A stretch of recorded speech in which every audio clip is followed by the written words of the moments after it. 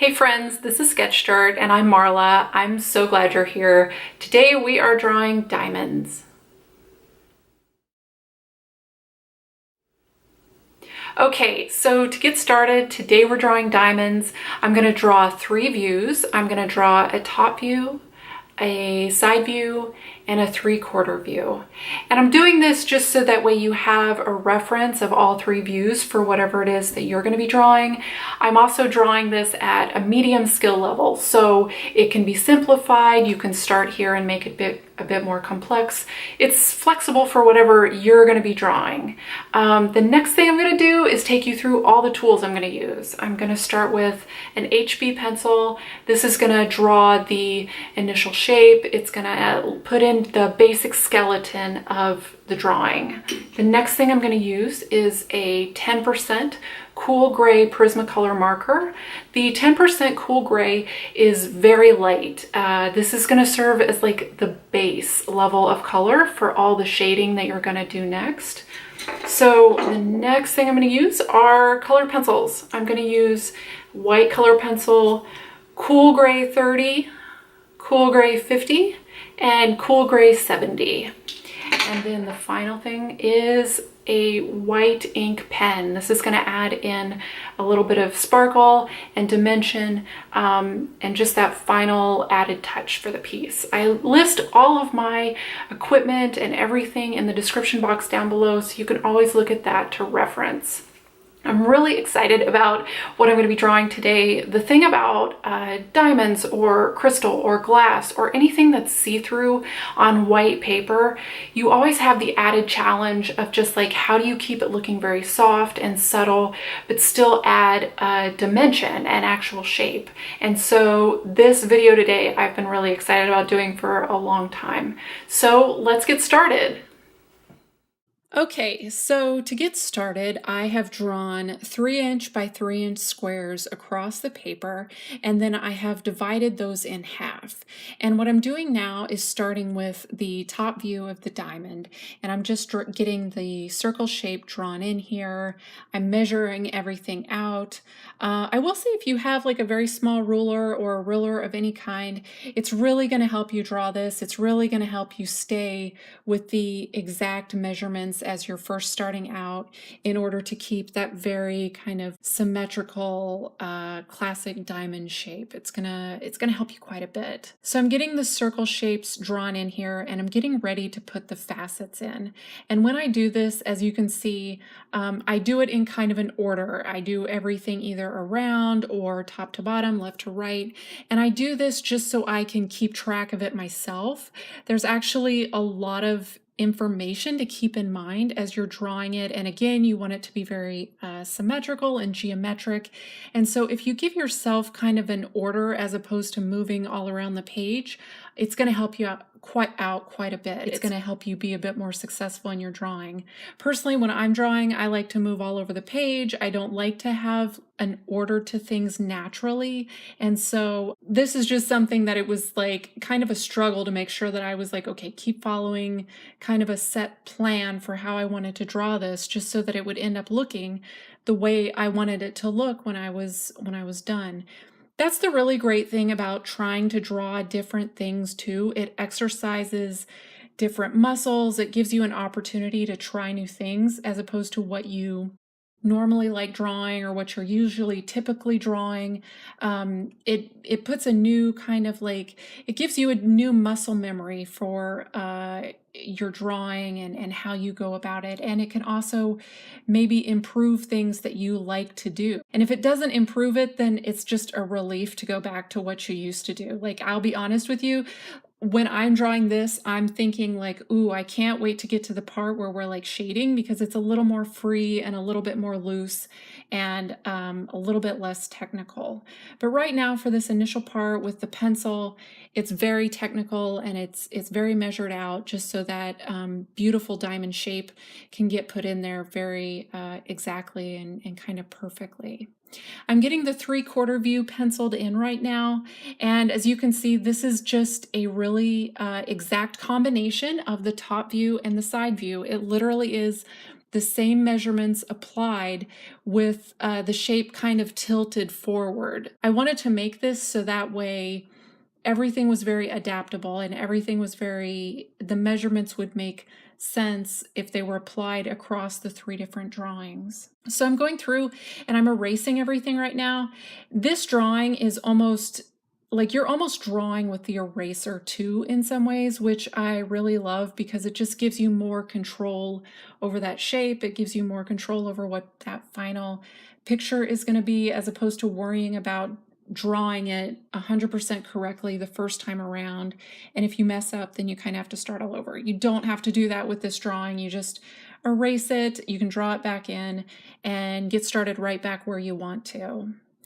I'm getting this last part put in here. And as you can see, this eraser too, if you can get like one of those very skinny erasers that lets you do very exact work, that's going to help you quite a bit too. So I'm taking this cool gray 10% marker and I'm just putting in the base layer for all of these drawings. And I'm working to do this very smoothly. I'm working to even out all the kind of like areas that look a little bit, I don't want to say lumpy, but that the color has built up a little bit too much. Lumpy is not a great word for it, but I'm basically trying to make it look very smooth and soft. So that way, when I'm shading things in with the colored pencil doesn't have to do all that work, because you still want the colors to look very kind of clear and crisp, and that's going to help with your diamond drawing. So I'm getting this 3/4, I'm getting the 3/4 view put in, and I'm almost all ready to go. Putting those diamonds back. I love having I just love having references in my videos. It's kind of one of my favorite things. I love finding them. I love putting them in. I love just showing that when I'm drawing and when a lot of people are drawing, they're referencing something from life or nature. Like, I don't just pick up the pencil and sit down and go and draw perfectly the first time around. I like to have a lot of references and then use my own imagination, use my own ideas, and come up with my own work.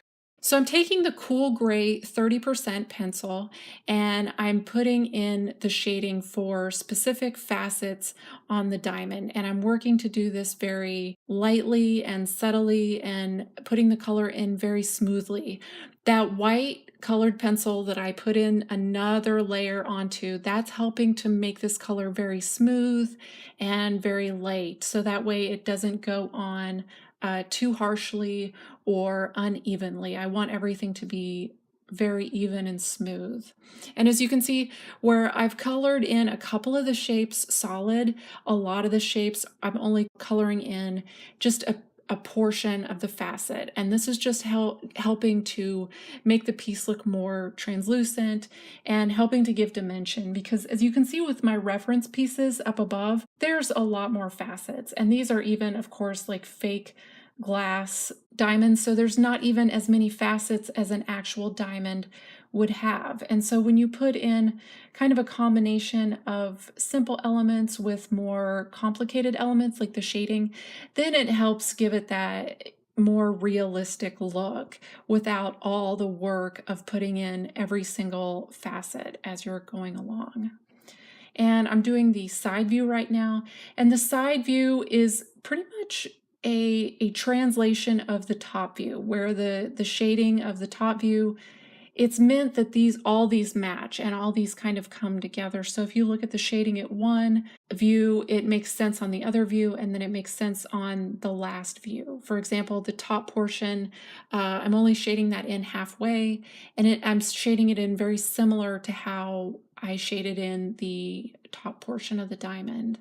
And I'm just going along, making sure everything is very smooth and even, and just taking my time. Although this video is really sped up, this drawing took me, I'd say, probably about an hour. I just took my time with it, just made sure that all the details were put in and just done very carefully.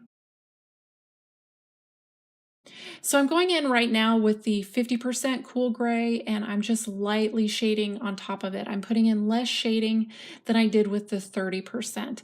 And this is, again, meant to add just some definition and some translucency. It's supposed to give the appearance of like a translucent shape. And I'm just going through very smoothly, very carefully. Again, taking my time. It looks like I'm going through pretty fast, but I'm really kind of taking my time with this. And when you're doing your drawings, definitely do the same thing. Just don't feel like you have to rush. And also, this is a very large piece. This is like to do gemstones that are 3 inches by 3 inches. That's actually pretty big. And I would imagine on your drawings, it's going to be much smaller. It might even be like the exact size. And so in some ways, some of these details wouldn't even need to be in there. But if you put little bits and pieces in, it's going to help with the realism and help give it the classic diamond look and shape. So I'm taking the white colored pencil, and I'm going through and smoothing everything out. I really want like a smooth, clear look, and I'm just going through and adding a little bit on top of that. Now I'm taking the 70% cool gray, and I'm going through and adding details along the edges. Notice that I am not strictly outlining this piece, because if I did that, it would look way too harsh. It would stop looking like a diamond and look very graphic and a bit unrealistic. It would look more cartoonish. And the thing is like the pencil that I originally was drawing with is actually what's forming the outline of this piece. The 70% cool gray is just adding in details and dimension and helping, it's going to help show off the highlights that I'm going to put in next with the white ink pen. And so just put this in very sparingly, just in little bits and pieces, and it's gonna make your piece pop off the page. It actually gives definition to it without taking away from the diamond shape that you're going for.